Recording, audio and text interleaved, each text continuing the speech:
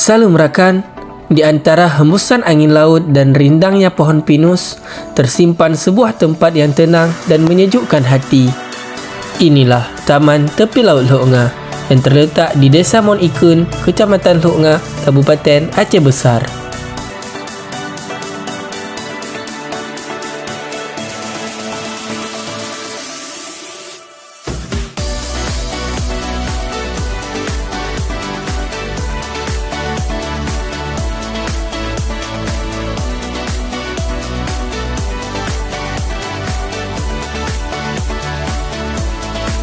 Taman ini juga cocok buat liburan keluarga, nongkrong bareng teman, bahkan healing sendirian.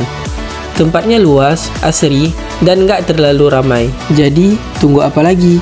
Yuk explore keindahan Aceh di Taman Tepi Laut Lok Nga.